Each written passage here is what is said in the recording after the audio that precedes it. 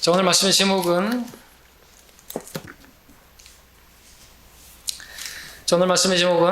주님의 기도로 본 영적 성장 8단계, 성장 8단계, 주님의 기도와 성장 8단계 이렇게 짧게 정할 수 있겠습니다. 주님의 기도로 본 성장 8단계 되겠습니다. 자, 누가복음 우리가 오늘 보게 되는데요. 누가복음 인자, 즉 사람의 아들로 오신 예수 그리스도를 기록한 복음서입니다. 마태복음은 왕으로, 유대인의 왕으로 오신, 그리고 마가복음은 종으로 오신, 요한복음은 하나님의 아들로 오신 예수님을 기록하고 있는 복음서입니다. 자, 우리는 누가복음 기록을 통해서 하나님께서 원하시는 참 사람의 모습이 어떠한 것인가를 볼 수가 있습니다. 그 사람을 다름 아닌 사람으로 오신, 인자로 오신 주 예수 그리스도의 생을 통해서 볼 수가 있습니다. 자, 하나님께서 아담을 창조하신 이후로 하나님의 마음에 꼭 드는 그런 사람을 발견하기가 어려우셨습니다. 물론 다윗 같은 경우에 하나님의 마음에 맞는 사람이었다고 말할 수 있겠지만 그도 죄인이었고 죄를 지었고 끔찍한 죄를 짓기도 했죠. 여러 면에서 그렇다지만 꼭 드는 그런 참 사람의 모습은 발견하기 어렵습니다. 그런데 오직 사람으로 오신 예수님만이 참 사람의 삶을 보여주신 것이죠. 그렇게 사신 것입니다. 그 중에서도 오늘 우리가 보고자 하는 하나님께서 원하시는 삶, 자신의 모든 그 생을 하나님께 온전히 의탁하고 하나님께 기도로 교제하는 그런 삶을 살았던 예수님, 하나님께서 사람에게 원하시는 삶이 무엇인지를 보여주는 그런 삶을 사셨다 말씀을 드릴 수가 있습니다. 하나님께서 원하시는 사람은 어떤 사람인가? 하나님께 자신의 생을 의탁하고 하나님과 기도로 교제하는 사람이다. 오늘 말씀을 드리려고 하는 것이죠. 우리 신앙의 목표가 무엇입니까? 우리는 다 예수님의 발자취를 따르는 것이고 우리 예수님과 같이 살기를 원하는 것입니다. 그렇다면 우리는 특별히 오늘 예수님의 기도를 보면서 예수님의 기도, 주님의 기도를 보면서 그 기도의 본을 따라야 우리가 주님을 따르는 것이다 말할 수가 있겠죠. 자, 우리 주위에는 주님을 따르는 사람들 중에서 열심히 성경을 공부하는, 많이 공부하는 그런 사람들을 보게 됩니다. 학사, 석사, 박사 학위 그런 과정도 걸치고 그렇게 공부하는 그런 분들을 보게 됩니다. 공부하는 거 좋습니다. 많이 공부하는 거 권장할 만한 일입니다. 그러나 성경을 많이 공부해서 많이 아는 거 중요한 만큼 중요한 것은 뭡니까? 하나님을 신뢰하는 것이죠. 하나님을 신뢰하려고 한다면 기도가 있어야 됩니다. 기도가 없으면 성장이 없습니다. 말씀과 기도는 함께 가야 하는 것이죠. 여러분, 사도들이 했던 말을 기억하십니까? 우리는 계속해서 기도하는 일과 말씀 사역에 전념하리라. 기도는 하나님을 신뢰하게 만듭니다. 하나님의 말씀으로 지식만 취하게 되면 교만하게 될 수 있습니다. 지식은 교만하게 합니다. 지식을 제가 터부시하는 게 아닙니다. 지식, 성경 공부하지 말라는 말이 아닙니다. 오해하는 사람도 있는데. 자, 그 교만으로 인해서, 그 지식으로 해서 많이 아는 것 때문에 고린도 교회가 망한 것이 사실은. 그 교만으로 인해서 주님을 신뢰하지 않고 그 교만으로 인해서 자기 자신이 자기 묻지 않고 기도하지 않고 자기 스스로의 힘으로 살아가는 거 하나님께서는 버리십니다. 자, 누가복음은 특별히 기도의 본을 보여주시는 예수님의 모습을 우리가 잘 볼 수가 있습니다. 자, 주님께서는 30세가 되었을 때 사역을 시작하셨습니다. 그 사역을 시작할 때부터 기도로 시작하셨고 오늘 본문에서 보는 것처럼 마지막까지도 아버지께 기도하는 모습으로 생을 마치신 것을 보게 됩니다. 오늘 우리는 기도로 사셨던 그 주님을, 그 생을 보면서 우리 신앙이 어떻게 변해야 하고 어떻게 성장해야 하고 우리는 언제 어떻게 무슨 일을 놓고 기도해야 하는지 그와 같은 것들을 배우기를 원하는 것입니다. 총 8단계로 그렇게 보고자 하는 것인데요. 이 8가지 단계가 또 우리 영적 성장의 그런 단계로 적용해도 무리가 없다고 봅니다. 자, 그렇다면 첫 번째 단계를 보겠습니다. 우리 누가복음 3장을 보겠습니다. 누가복음 3장 21절입니다. 누가복음에서 이렇게 8군데를 보고자 합니다. 3장입니다. 주님의 기도를 보고자 합니다. 주님께서 언제 무슨 일을 놓고 기도하셨는가? 3장 21절을 보시면은 모든 백성이 침례를 받으실 때에 예수께서도 침례를 받으시고 기도하시자 하늘이 열리고 라는 말씀을 보게 됩니다. 예수님께서 침례를 받으시고 사역을 시작하실 쯤에 기도하시자라고 기록하고 있습니다. 예수님께서는 아버지의 사역을 위임받으시고 이제 사역을 시작하실 때 기도로 하신 것입니다. 23절에 보니까 예수님께서 약 30세가 되셨을 때 사역을 시작하셨다라고 기록하고 있습니다. 자, 우리가 이 예수님의 기도를 통해서 배워야 할 부분이 무엇이겠습니까? 우리가 구원받고 우리가 침례받고, 침례는 첫 번째 순종인데, 그렇게 침례를 받고 하나님을 섬기는 일에 있어서 첫 번째로 해야 될 것이 무엇인가를 보여주고 있죠.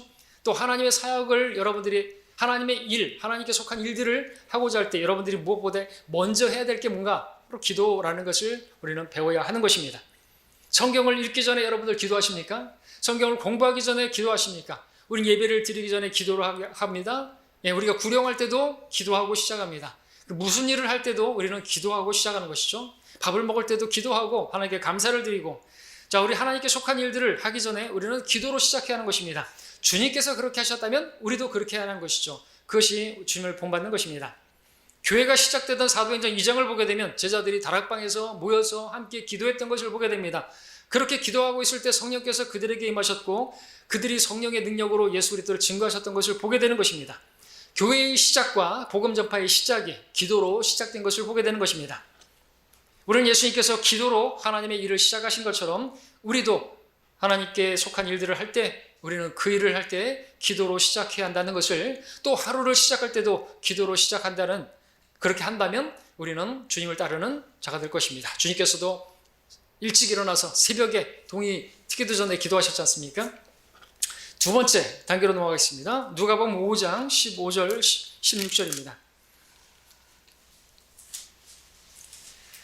그러나 주에 관한 명성이 더 멀리 퍼지니 큰 무리가 말씀을 들으려고 함께 와서 자기들의 병력함을 치유받더라. 그 후 주께서는 광야로 물러가서 기도하시더라. 광야로 물러가서 기도하시더라. 이때 상황, 문맥을 통해서 보게 되면은 지금 읽은 것처럼 기도로서 사역을 시작하시니까 이제 말씀을 들으려고 많은 무리가 몰려오고 또 치유받기 위해서는 많은 무리들을 보게 되는 것입니다. 자, 그렇다면 주님께서 얼마나 피곤하셨을까요? 그들의 영적인 그 말씀을 또 선포도 하시고 그들의 육적인 피로들도 채워주시고 많은 사람들이 하니까 얼마나 피곤하시고 힘드셨겠는가 짐작할 수가 있습니다. 아닌 게 아니라 주님께서는 그렇게 피곤하고 지친 삶을 사셨습니다. 피곤해 하시던 모습을 볼 수가 있습니다. 사마리아 여인을 만나기 위해서 갔는데 피곤하셔서 그 우물에 앉으셔야만 했는데 성경의 기록에 보니까 피곤하셔서 그 우물에 그대로 앉으셨더라 표현하고 있습니다. 피곤해서 그냥 털썩 주저앉으신 것을 표현하고 있는 것이죠. 또 제자들과 배를 타고 가던 중에는 어떻게 하셨습니까? 주무셨다. 베개를 베고 주무셨다 기록하고 있습니다. 우리도 피곤하게 되면 차를 타고 가다가 전철 타고 가다가 졸기도 하고 자기도 하지 않습니까? 주님께서 그처럼 이동하시면서도 그렇게 졸기도 하시고 주무시기도 하셨던 것입니다. 물론 예수님께서는 하나님이시지만 때문에 피곤치 않으시고 곤비치 않으시는 분, 졸거나 주무시지 않는 분이시지만 그분께서 사람으로 오셨을 때, 육신을 입고 이 땅에 오셨을 때 그분은 피곤하셨고 지치기도 하셨던 것을 보게 되는 것입니다. 그분은 매우 바쁘셨습니다. 지금껏 그분보다 바쁘게 살았던 사람이 없을 정도로 예수님은 바쁘게 사셨습니다. 그러심에도 불구하고 그 바쁜 중에도 불구하고 주님께서는 광야로 물러가서 아무도 보지 않는 한적한 곳에서 아버지께 기도드렸다라는 것입니다. 오늘날 많은 그리스도인들이 바쁘게 살아갑니다. 시간이 없다고 말합니다. 그래서 기도할 시간도 없다고 말하는 사람들이 있습니다. 하루가 어떻게 지나가는지도 모르겠다고 피곤해서 그냥 기도하지 않고 잠드는 성도들도 있습니다. 성경 읽을 시간도 없다고 말하는 사람들이 있습니다. 그런데 그런 성도들이 오늘날 보이질 않습니다. 세상으로 간 것입니다. 너무 바빠서 기도도 할 수 없다고 했던 그런 성도가 있었습니다. 많은 성도가 주님을 섬기다가 어느샌가 세상으로 가버리는 모습을 보게 됩니다. 왜 그렇게 된 것입니까? 어쩌다가 그렇게 된 것입니까? 기도하지 않아서 그렇게 된 거라고 말씀을 드릴 수가 있습니다. 왜냐하면 주님과의 인격적인 교제가 없는 사람은 그 사람은 부처같이 되어버린 것이죠. 기도는 주님을 신뢰하는 사람이 하는 것입니다. 믿음 있는 사람이 하는 것입니다. 믿음을 경고하게 하고 주님을 온전히 신뢰하게 만들고 자신의 생을 의탁하게 만드는 것이 기도인 것입니다. 그렇게 교제하고 그렇게 기도한 성도는요, 어떤 작은 일에도 실족하지 않습니다. 교회 안에 어떤 일이 일어나도 실족하지 않습니다. 누가 실족하고 누가 교회를 떠나고 그럽니까? 기도하지 않는 성도가, 그렇게 시간이 없어서 기도도 못하겠다고 하는 그런 사람이 결국엔 안 보이는 것이에요. 기도가 없어서 그런 거예요. 기도가 없게 되면은 신앙생활은 느슨하게 되고요. 그 열정은 식어지게 되고요. 혼적인 열심은 한계가 있고요. 기도가 없는 성도의 특징은 작은 바람에도 쭉정이 같이 날아가 버리는 것이, 괜히 쭉정이가 된 게 아니에요. 지식이 많다고 해서 뭐 알고게 되는 게 아닙니다. 오히려 교만하게 될 수 있습니다. 기도 함께 가야 되는 것이죠. 기도가 없으면, 좀 신뢰하는 게 없으면 그냥 부처처럼 뽑아 날아가 버리는 것입니다. 바람에 그냥 여기저기 흘러가는 것이죠. 작은 상처받아도 실족합니다. 주님을 신뢰하지 않는 성도이기 때문에 이 일을 가지고 하나님께서 무엇을 하실까 그런 고민하지 않습니다. 그냥 상처받으면 나 싫어, 교회 싫어, 그리고 떠나버리는 것이죠. 그게 무슨 그리스도인입니까? 자, 그러므로 우리는 아무리 바쁘고 피곤하고 힘들지라도 나를 세상으로부터 분리시켜서 아버지와 개인적으로 친밀하게 교제하는 시간을 가지셔야 하는 것입니다. 주님을 섬기는데 방해가 되고, 여러분 너무나 바쁘십니까? 그럼 좀 정리하십시오. 바쁜 게 좋은 게 아닙니다. 주님과 교제하는데 거침이 되는 것들을 다 정리하시고 가지치기 하시고, 그래야 열매가 맺어지는 것이. 뭐가 그렇게 바빠요? 이것이 주님께서 우리에게 가르쳐 주신 두 번째 모습입니다. 세 번째 넘어가겠습니다. 6장 13절입니다. 6장 13절에 12절부터 읽겠습니다. 그 무렵 주께서 기도하러 산에 올라가셨는데 하나님께 기도하시면서 온 밤을 새우시더라. 날이 밝자 제자들을 부르시어 그들을 중에서 12를 택하시고 그들을 또한 사도라고 부르시더라. 자, 많은 제자들 중에서 12를 선택하는 일을 하시는 일은 쉽지 않았을 것입니다. 아주 중요한 일이기 때문에 그렇죠. 주님께서 승천하시게 되면 주님의 일 뒤를 이어서 교회를 세우는 그 기초를 넣는 일을 해야 할 사람들이기 때문이죠. 그 사도와 선지자들의 기초 위에 교회가 세워졌다고 에베소 2장에서 말하고 있습니다. 주님께서 그 일꾼들을 선임하는 데 있어서 어떻게 하신 것이죠? 그 제자들과 뭐 회의하거나 토의하거나 그러지 않으셨습니다. 자기 뜻대로 마음대로 하지 않으셨습니다. 주님께서 그 중요한 결정을 하시는 데 있어서 밤새 기도하셨다고 말씀하고 있습니다. 무엇을 기도하셨을까요? 어떻게 기도하셨을까요? 하나님의 뜻대로 그 제자들 12를 선택하게 해주시라고 기도했던 것이겠죠.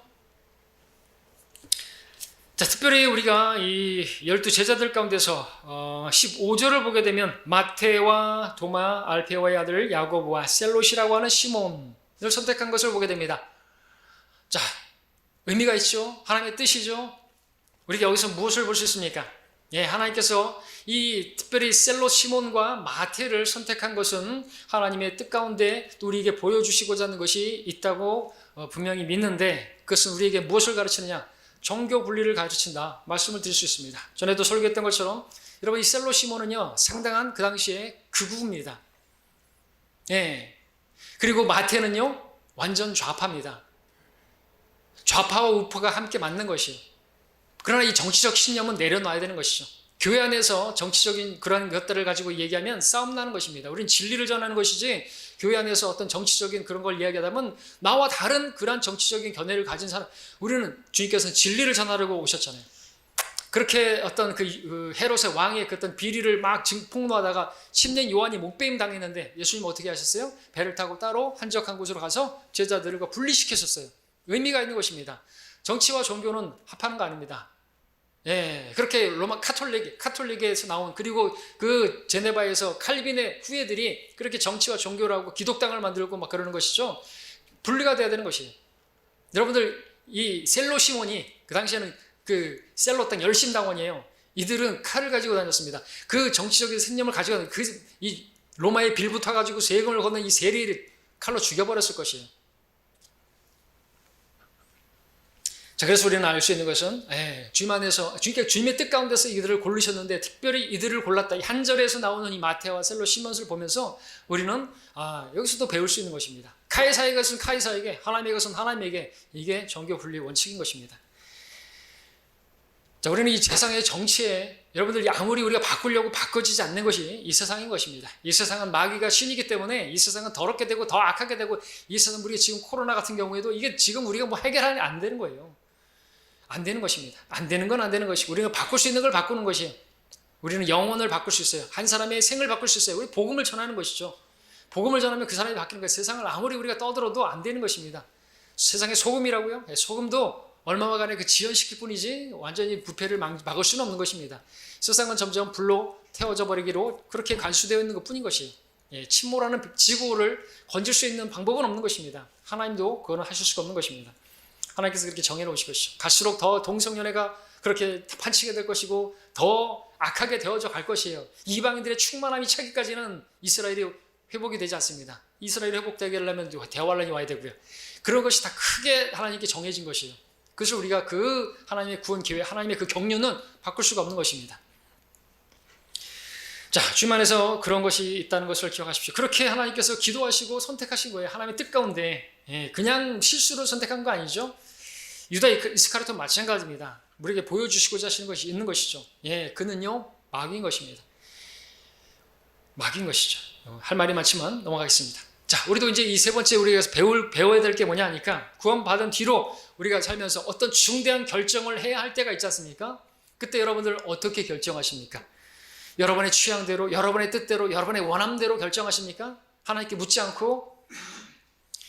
학생들은 학교를 선택하는 일에 있어서 학교를 졸업하게 되면 진로를, 직장을 선택하는 일에 있어서, 그리고 결혼을 앞두고 배우자를 선택하는 일에 있어서 그런 중요한 결정을 할 때 여러분 어떻게 결정하셨습니까? 많은 그리스도인들이 중요한 결정을 할 때 자기가 원하는 대로, 자기 뜻대로, 취향대로 결정하는 것을 보게 되는 것이죠. 그렇게 하면 안 되는 것입니다. 그 주님을 따르는 게 아닌 것입니다. 주님께서는 그 중대한 결정을 앞두고 하나님의 뜻을 놓고 기도했던 것입니다. 바울도 주님을 만났을 때를 보게 되면은요, 만나자마자 주여 누구시니까 물은 다음에 무엇을 기도했습니까? 주여 내가 무엇을 하기 원하시나이까? 진로를 위해서 기도했던 것을 보게 되는 것이죠. 즉시로 나올 수 있어야 되는 것이에요.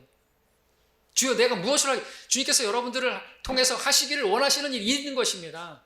주님 누구십니까? 내가 예수다. 주님 만났습니다. 구원 받았습니다. 구원 받고 나서 이제 당장에 직접적으로 여러분들이 말씀을 드려야 되는 거예요. 주여 내가 무엇을 해야 합니까? 내가 구원하신 목적이 무엇입니까? 말씀을 드려야 되는 거예요. 말을 하지 않아요. 그냥 구원 받고 나서 여전히 육신을 따라 살아요. 하나님께서 원하시는 게 아닌 것이에요. 선한 일에 열심히 되는 독특한 백성이 되기 원하시고, 하나님의 사람으로서 선한 일에 그렇게 드려지기를 원하고 의의 병기로 쓰임받기를 원하는데 여전히 구원받기 전에 생활을 같이 하고 있으면 안 되는 거잖아요. 얼마나 하나님께서 슬퍼하시겠습니까? 심은 대로 거두게 되는 것이에요. 육신을 따라 살면은 육신으로 썩을 것을 거두게 되고, 그리스도의 심판석에서 아무것도 다 불타 없어져 버리는 그 육신은 죽은 것인데 나무나 짚이나 그루터기가 그 죽은 것들인 것입니다. 그것을 위해서 살았던 삶은 면류관도 없고 왕국에서 통치하는 것도 없게 되는 것입니다. 자, 여러분들 중요한 결정을 할 때, 중요하지 않은 결정이라 할지라도 여러분이 모든 길에서 그분을 인정하고 그분께 묻고 기도로서 아뢰고 그리고 결정을 해야 하는 것입니다. 그러면 주님께서 우리의 진로를 가장 좋은 길로 인도해 주는 것입니다. 그렇게 하는 것이 우리가 주님을 따르는 것이고 우리가 영적 성장에 있어서 그렇게 진보를 이루는 것입니다. 네 번째, 누가복음 9장으로 가겠습니다. 18절부터 20절까지입니다.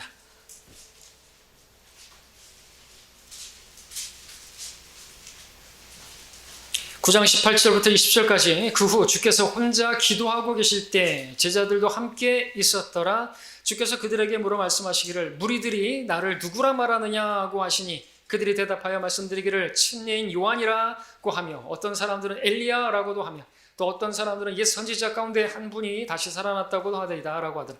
주께서 그들에게 말씀하시기를 그러면 너희는 나를 누구라 말하느냐고 하시니 베드로가 대답하여 말씀드리기를 하나님의 그리스도시니이다 라고 하더라 말씀하고 있습니다. 자, 여기서 우리가 배우는 건 뭡니까? 주님께서 기도하시고 나서 어떤 열매가 있었는데 그것은 예수님을 하나님의 그리스도로, 하나님의 아들이시오 살아계신 그리스도, 하나님께서 보내신 자라는 사실을 깨닫는 놀라운 계시가 있었다라는 것입니다.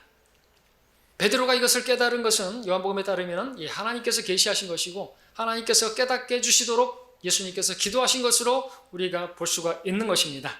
주님의 기도가 있었을 때 위대한 계시가 깨닫게 되는 그런 일이 있었다는 것이죠. 주님을 주님으로 믿는 그 일이 있었다는 것입니다. 자, 이 말씀을 우리에게 또 가져와서 우리가 누군가에게 진리를 전합니다. 복음을 증거합니다. 정말 깨닫게 되기를 원합니다. 눈이 열리기를 원합니다. 예수님을 주님으로 받아들이기를 원합니다. 바른 성경을 깨닫기를 바랍니다. 바른 교리를 깨닫게 되기를 바랍니다. 향상된 계시를 받아들이기를 원합니다. 바른 교회가 어디가 무슨 교회인지를 알게 되기를 바랍니다. 뭐가 필요하죠? 우리가 성경을 선물해주고 진리의 서적을 선물해주고 우리가 어떤 유튜브를 갖다가 이렇게 소개해주고 할 수도 있어요. 그러나 거기에 기도가 없다면 깨닫는 일은 없을 것입니다. 눈물로 씨를 뿌리지 않으면 기쁨으로 거두를 단도 없을 것입니다. 눈물로 씨를 뿌린다는 게 뭡니까? 눈물로 기도하는 것이 없다면 깨닫는 것도 없고 열매도 없다는 것이죠. 주님께서 기도하지 않으셨다면, 우리는 여기서 보면 기도하셨기 때문에 베드로가 하나님께서 보내신 예수님이 바로 그리스도인 것을 깨닫게 되는 놀라운 역사를 보게 되는 것이죠. 그러나 여러분들, 우리가 해야 될 게 뭡니까? 우리가 그냥 전하는 것이 중요한 게 아니고 기도해야 되는 것이죠. 복음 전할 때도 우리가 기도하잖아요. 주님, 준비된 하나님을 찾는 누군가가 있습니까? 저를 사용하셔서 나를 보내주십시오. 내가 그에게 복음을 전할 때 하나님께서 역사해 주시고 눈을 열어주시라고 그렇게 기도해야 되는 것이죠. 성경을 선물해 주셨습니까? 그걸로 끝나면 안 되는 것입니다. 기도해야 하는 것이죠. 구원을 위해서 기도하셨습니까? 그럼 기도해야죠. 기도했습니까? 그러면은 하나님께서 응답해 주시죠. 끈질기게 계속해서 기도하셔야죠. 밤새서 기도하시고 필요하시다면 금식하면서 기도해야 되겠죠. 그러면은 반드시 열매를 맺는 것이 눈물과 함께 여러분들 씨를 뿌리셔야 하는 것이죠. 다섯 번째 단계로 넘어가겠습니다. 우리 9장 28절 29절 보겠습니다. 9장 28절 29절을 보겠습니다. 이 말씀을 하신 후 약 8일째 되는 날 주께서 베드로와 요한과 야고보를 데리고 기도하러 산으로 올라가시더라. 주께서 기도하실 때에 그의 용모가 변하며 그의 옷은 희고 빛이 나더라. 자, 예수님께서 기도하실 때 용모가 변모되신 것을 보시기 바랍니다.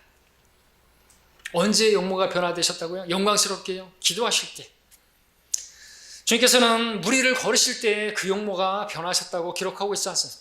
주님께서 나사로를 살릴 때 용모가 변했다고 그렇게 기록하고 있지 않습니다.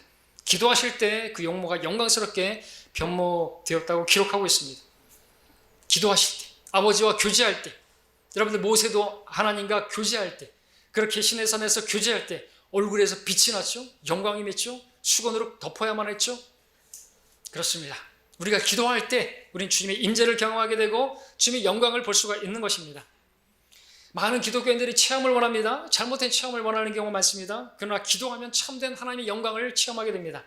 기도는 주님을 신뢰하는 사람들이 하는 것입니다. 믿음 있는 사람이 기도하는 것입니다. 누가복음 18장에서도 끈질기게 간청하는 그 과부는 그러면서 말씀하시는 거, 인자가 세상에서 믿음을 찾아볼 수 있겠느냐? 끈질기게 기도하는, 하나님께서 반드시 응답하실 것이라고 믿고 포기하지 않고 기도하는 그 사람이 믿음 있는 사람인 것입니다. 믿음 있는 사람은요, 영광을 봅니다. 마르다에게 말씀하셨죠? 내가 믿느냐? 그러면 하나님의 영광을 보리라. 기도에 응답이 있으면 우리는 하나님께 영광 돌려드리는 것이죠. 그런데 기도하는 성도는 하나님의 영광을 경험하게 되는 것입니다. 자, 우리는 주님께서 기도하시자 영광스럽게 변모된 그것을 기억하시고 하나님의 영광을 위해서 여러분들 기도하는 분들이 되시기를 바랍니다. 그러면 반드시 하나님의 영광을 보게 될 줄로 믿습니다. 여섯 번째 단계로 넘어가겠습니다. 누가복음 22장으로 넘어갑니다. 22장 31절입니다.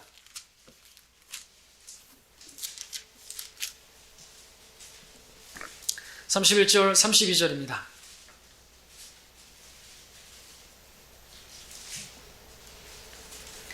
또 주께서 말씀하시기를 시몬아 시몬아 보라 사탄이 너희를 밀처럼 키질하려고 찾았느니라. 그러나 내 믿음이 약해지지 않도록 내가 너를 위하여 기도하였으니 내가 회심하게 되면 내 형제들을 굳게 하라고 하시더라 말씀하셨습니다. 자, 여기 내 믿음이 약해지지 않도록 내가 너를 위해서 기도하겠다 말씀하셨습니다. 약해지지라는 영어로 fail입니다. 이게 실패를 말하는 것입니다. 베드로의 그 믿음이 그의 신앙이 실패하지 않도록 예수님께서 중보 기도하시겠다는 그런 말씀입니다. 자, 그런데 예수님의 기도로 베드로가 전혀 실패하지 않았던 것입니까? 아니죠. 실패했습니다. 겟세마네에서 예수님께서 기도하실 때 깨어 기도하라고 했는데 잤습니다. 기도에 실패했습니다. 예수님을 잡으러 온 그 자들에게 격분해가지고 육신이 나서서 칼을 뽑아가지고 말코의 귀를 잘랐습니다. 영적 전쟁에 실패했습니다. 많은 사람들 앞에서 3번이나 주님을 저주하고 부인했습니다. 증거자로서 실패했습니다. 자, 그런 일이 있었을 때도 주님께서는 그를 위해서 기도하셨을 것입니다. 기도하시겠다고 하셨으니까. 그런데 그 이후로도 베드로의 믿음은 실패한 일이 없지 않았습니다. 사도행전 10장에 보니까 그 보자기 환상 그렇게 보여주시면서 주님께서 잡아 먹으라고 하셨습니다. 3번이나 그런데 거부했습니다. 주여 그럴 수 없나이다 라는 말로 말이죠. 3번이나 부인했던 그가, 그리고 주님께서 십자가를 질 걸 말씀하셨을 때 주여 그럴 수 없나이다, 주님께는 그런 일이 있으면 안 됩니다 라고 말했던 그가 사도행전 10장에서도 주여 그럴 수 없나이다, 나는 부정한 것을 먹지 않았습니다. 순종에 또 실패했습니다. 뿐만 아니라 갈라디아에서 보니까 베드로가 안티옥에 왔을 때 이방인들과 함께 먹고 있다가 유대인들이 오니까 뒤로 물러나는 그런 위선을 부렸습니다. 그래서 바울에게 아주 보기 좋게 책망을 당했습니다. 시인하는 데 있어 여기나 부인하는 그런 실패를 경험했습니다. 자, 그런 일들을 겪었지만 어떻습니까? 그가 회심하게 되면 내 형제들을 굳게 하라 그랬죠? 회심했습니까? 했겠죠? 당연하죠. 자, 결국 그가 부인도 하고 또 실패도 했지만 부인하고 또 실패도 했지만 그 위선도 부리고 했지만 결국에는 베드로 전후서를 쓰지 않았습니까? 그리고 특별히 베드로 전후서에서 무엇을 말합니까? 만물의 마지막에 가까웠으니 그러므로 넌 정신을 차리고 깨어있으라, 마귀를 대적하라, 믿음 안에 굳게 서서 그를 대적하라, 이런 말씀들이 베드로 전후서에서 기록하고 있습니다. 다른 형제들을 세워주고 있는 거예요. 주님께서 말씀하신 대로 그렇게 한 것이죠. 믿음이 실패했지만 다시 회심하게 되고 그리고 형제들을 굳게 하는 일을 하고 있었던 것입니다. 자, 베드로가 이처럼 믿음이 약해지지 않고 약해졌다 할지라도 다시 일어나서 믿음의 형제들을 굳게 하는 그 일 하는, 그렇게 변화된 무엇이 있었을까요? 그렇게 변화되기까지 무엇이 있었을까요? 예수님께서 중보하신 일이 있겠죠. 셋째 하늘에서 주님께서 중보 사역을 하시는데 베드로를 위해서 중보하셨을 것입니다. 요한복음 13장 1절에서 예수께서 이 세상에서 떠나 아버지께로 가야 할 자기 때가 된 것을 아시고 세상에 있는 자기 사람들을 사랑하시되 끝까지 사랑하시니라. 말로만 사랑하신 거 아니라 끝까지 베드로를 위해서 그렇게 기도하셨겠죠. 그러니까 그가 섰겠죠. 그래서 다른 성도 형제들을 굳게 세워주는 일을 했겠죠. 자, 오늘 저와 여러분들, 누군가의 구원을 위해서, 누군가의 교회 출석을 위해서, 누군가의 영적 성장을 위해서 여러분 얼마나 기도하셨습니까? 실패하셨습니까? 변화가 안 보입니까? 한 달 했습니까? 2달 했습니까? 1년 했습니까? 2년 했습니까? 지금은 어떻게 하셨습니까? 포기하셨습니까? 왜 포기했을까요?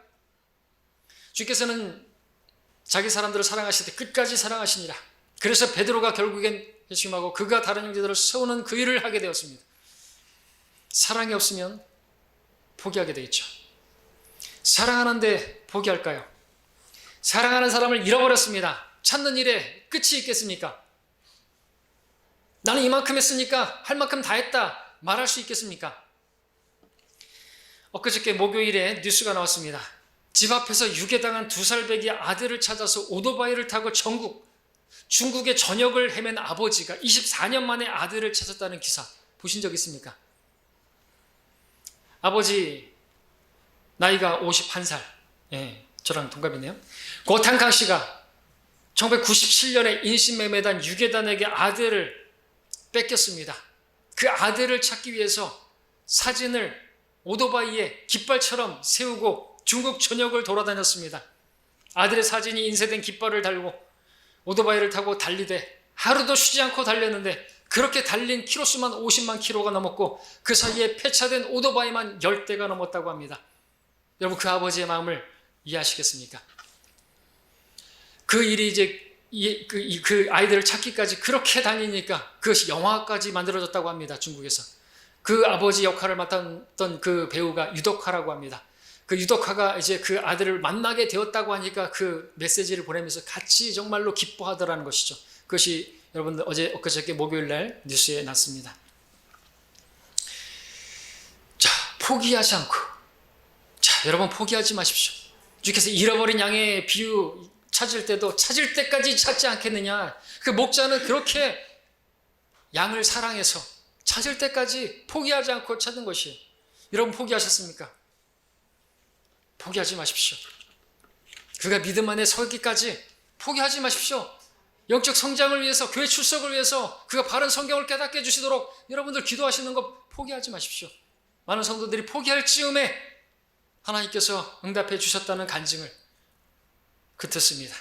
그러나 주님께서는 우리가 포기하지 말고 기도하라고, 기도하다가 낙심하지 말라고, 끈질기게 기도하라고 간청하는 관부의 비유나 불의한 재판관의 비유를 들면서 우리에게 포기하지 않고 기도하고, 그렇게 선을 행하다가 낙심하지 않으면 때가 되면 반드시 거두리라고, 그것을 믿는다면 우리는 기도할 것입니다. 포기는 누구나 할 수 있어요.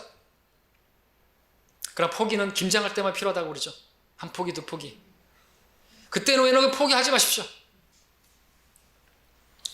자, 이렇게 말씀하신 주님께서는 친히 베드로의 회심과 그가 믿음 안에 굳게 서서 다른 형제들을 세우는 그 일을 위해서 주님께서는 포기하지 않고 기도하셨던 것을 기억하시면서 여러분들도 포기하지 마시고 그들을 위해서 기도하시는 여러분 되시기 바랍니다. 7번째, 누가복음 22장 39절 부터 42절까지 읽겠습니다. 22장 39절로 주께서 나가시어 늘 하시던 대로 올리브 산으로 가시니 제자들도 주를 따라가더라. 그곳에 도착하여 그들에게 말씀하시기를 시험에 들지 않도록 기도하라고 하시고 그들로부터 돌을 던지면 닿을 만한 거리로 물러나서 무릎을 꿇고 기도하시며 말씀하시기를 아버지시여 원하시면 이 잔을 내게서 옮겨 주옵소서. 그러나 내 뜻대로 마옵시고 내 뜻대로 하지 마옵시고 아버지 뜻대로 하옵소서라고 기도하셨습니다. 자, 우리가 신앙이 성숙하게 된다면 이렇게 7단계에 이르는 영적으로 성숙해서 예수님처럼 이렇게 변해야 될 것입니다. 우리 기도가 변해야 될 것입니다. 우리 영적으로 어릴 때는 기도할 때 어떻게 기도하죠? 내 뜻대로 기도합니다. 내가 원하는 것을 달라고 기도합니다. 주시옵소서, 주시옵소서. 주님께서 주시기도 하십니다. 어릴 때는. 근데 웬일인지 좀 신앙이 성숙했을 때 기도하는데 기도가 응답이 안 돼요. 주님께서 기도를 바꾸시길 원하시는 것이죠. 어떻게 해요? 주님의 뜻에 맞는, 주의 목전에 기쁨이 되는 일들을 행함이라. 그래야지 우리가 담대함으로 기도하면 응답받는다고 사도 요한도 말하고 있지 않습니까? 바뀌어야 되는 거죠. 성숙하게 되면 내가 원하는 것을 구하는 것이 아니라 아버지께서 원하시는 아버지 뜻대로 기도, 실제로 기도하는 것도 아버지 뜻대로 기도하는 것이 성경적 기도입니다. 우리 생각에, 마음에 변화를 받아서 나를 부인하고 하나님께서 원하시는 것에 나를 통해서 그 일을 이루시라고, 그렇게 나를 드리는 것이 그 기도인 것입니다. 내가 세게 기도하면 하나님의 보좌를 움직이는 기도, 그건 잘못된 것이에요. 끈사주의 기도인 것이죠. 내가 세게 기도하면 하나님께서 막 겁먹으시고 막 하나님의 뜻을 꺾으시고 내 기도에 맞춰주시는 게 기도가 아닌 것입니다. 내 뜻을 꺾고 하나님의 뜻에 맞추는 것이 하나님께서 받으시는 기도인 것이죠. 하나님이 주시지 내가 주가 아닌 거예요. 주객 전도되면 이게 우상숭배가 되는 것이죠. 진이 비벼가지고 주인님 뭘 원하십니까? 그게 우상이죠. 그게 내가 원하는 걸 들어주는 신을 만드는 것이 주님을 주객 전도대 만드는 것입니다. 자, 주님의 뜻에 나 자신을 써달라고 그렇게 우리가 기도해야 하는 것입니다. 그렇게 드리는 것이 필요하죠. 왜냐하면 그것이 나의 기쁨이 될 때 그것이 참 기쁨이고 참 행복이기 때문에 그렇죠. 그것을 알기 때문에 주님의 기뻐하시는 일에 나에게도 기쁨이 있다는 걸 알기 때문에 내가 원하는 일, 내가 성취하고 싶은 일, 내가 성취하고 싶은 일이 아무리 성취해도 그건 내 기쁨이 아닌 거기 때문에 내가 원하는 것을 얻었다 할지라도 그건 내 안에 성령님께서 슬퍼하시기 때문에 거기에는 참된 만족도 기쁨도 없는 걸 알기 때문에 이제 내 뜻을 꺾고 아버지 뜻에 맞춰서 그 원하는 것을 얻어봐야 결국에는 솔로몬처럼 헛되고 헛되니 모든 것이 헛되도다 말할 걸 알기 때문에 내가 싫어도 내 육신이 원치 않아도 십자가를 지는 일을 기꺼이 감당하겠다는 순종의 사람으로 변화되어야 하는 것입니다. 여러분 그렇게 변모되고 계십니까? 여전히 여러분의 뜻을 고집하고 여러분이 원하는 삶을 살겠다고 고집하고 계십니까? 왜 그렇게 되는 줄 아십니까? 왜 여전히 육신적으로 살고 계시는 줄 아십니까? 육신적인 성도들에게 말하는 것입니다. 왜 그렇게 사는 줄 아십니까? 기도가 바뀌지 않았기 때문에 그래요. 바뀌어야 됩니다. 바뀌어야 될 건 기도입니다. 내 뜻대로 살지 않겠습니다. 나를 위해서 자신을 주신 하나님의 아들을 위해서, 그분이 우리를 위해서 자신을 주신 것은 이제는 나를 위해서가 아니라 그분을 위해서 살게 하심이라고 그랬습니다. 어떤 특별한 사람들만 사는 게 아니에요. 다 구원받은 사람들이면 산자들은 다 그렇게 살라고 우리를 구원하신 것이에요. 누구는 심장에서 나오는 피로 구원받은 것이고 누구는 예수님의 무슨 고름에서 나온 피로 구원받은 게 아니잖아요.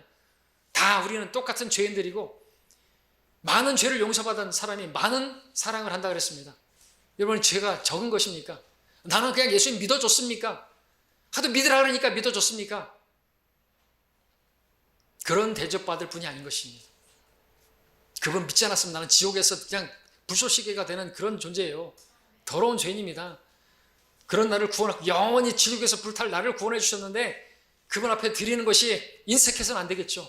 하나님 앞에 예배하는 것이 이 시간에 졸거나 그러시면 안 되겠죠. 하나님 앞에서 예배를 드리는 것입니다. 자, 8번째 마지막입니다. 23장 34절입니다.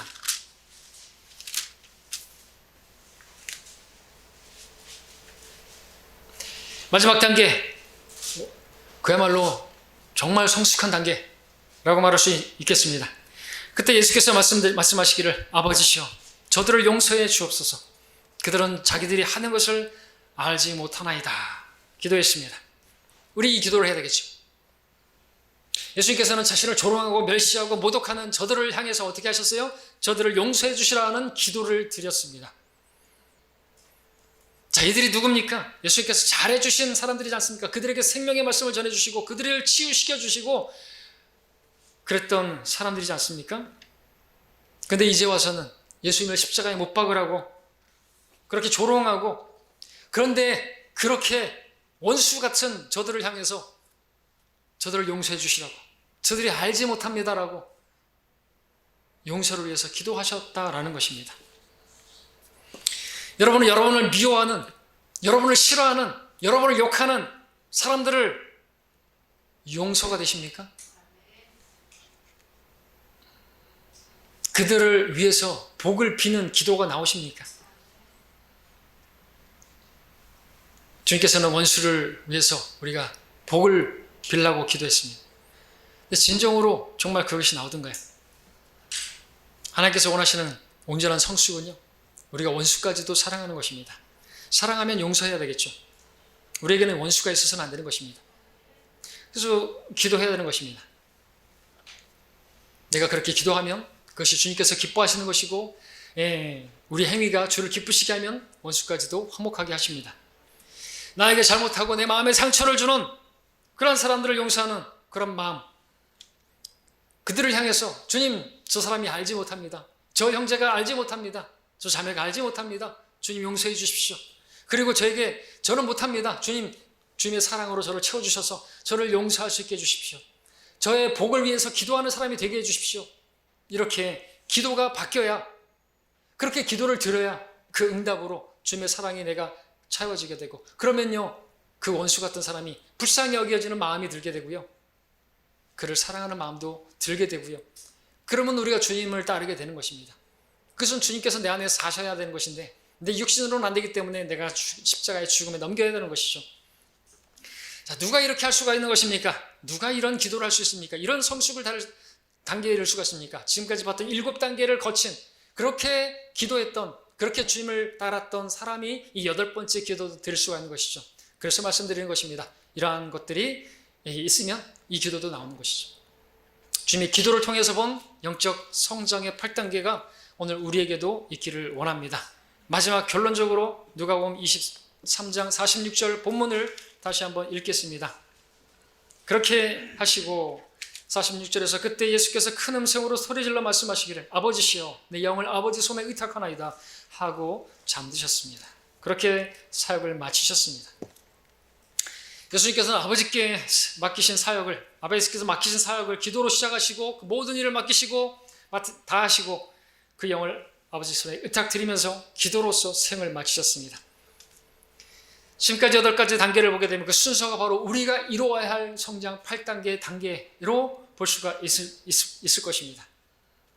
우리가 지금까지 주님을 섬겨오면서 주님처럼 이렇게 변화된 것입니까? 아버지의 뜻을 온전히 따르는 그 삶을 지금 살고 있는 것입니까? 말하기가 부끄럽고 민망하다고 한다면 원인이 어디 있을까요? 왜 아직까지도 우리는 믿음의 진보가 없고 여전히 육신적이고 여전히 나의 뜻을 고집하고 있고 여전히 예배를 드리는 것도 나의 유익을 위해서 내가 어떤 새로운 것을 듣기 위해서, 어떤 내 영적인 지적인 만족을 위해서 그렇게 설교를 듣고 있는 것인가요? 무엇이 바뀌어야 될까요? 여러분, 기도가 바뀌어야 되는 것입니다. 기도가 바뀌어야 여러분이 바뀌게 되는 것이고 여러분의 신앙이 바뀌게 될 줄로 믿습니다. 그렇다면 우리는 기도해야 됩니다. 주님처럼 기도해야 됩니다. 우리는 주님께서 하나님의 일을 시작하실 때 기도하셨던 것처럼 하나님께 속한 일들을 위해서 기도해야 되는 것입니다. 우리 주님께서 바쁜 가운데서도 세상에서 분리되어 기도하셨던 것처럼 우리는 아무리 바빠도 시간을 내서 골방에서 기도해야 되는 것입니다. 우리 주님께서 중요한 결정을 내리실 때 기도하셨던 것처럼 기도로서 내 중요한 어떤 진로를 위해서 무엇이든지 그렇게 기도해야 되는 것입니다. 우리 주님께서 어떤 열매를, 어떤 것을 기대하는 것을 원하시는 것을 위해서 기도하셨던 것처럼 우리도 여러분들이 원하는 그것을, 어떤 열매를 바라신다면 눈물로서 기도하셔야 될 것입니다. 우리 주님께서 기도하실 때 영광스럽게 변모되셨던 것처럼 우리도 하나님의 영광을 위해서 기도해야 할 것입니다. 믿음으로 말이죠. 여섯 번째, 주님께서 제자가 믿음 안에 굳게 서기까지 그렇게 포기하지 않고 기도하셨던 것처럼 여러분들도 기도하는 그 사람 포기하지 마시고 계속해서 꾸준히 기도하시기 바랍니다. 쉬지 말고 기도하시기 바랍니다. 낙심하지 말고 기도하십시오. 그러면 열매를 거두신다고 그렇게 말씀하셨습니다. 한두 번 하다가 기도 응답될 것 같으면 다 기독교인이 되겠죠. 믿음 없어도 다 기독교인이 되겠죠. 그러나 기독교인은 기독교인이죠. 그리스도는 아닌 것입니다.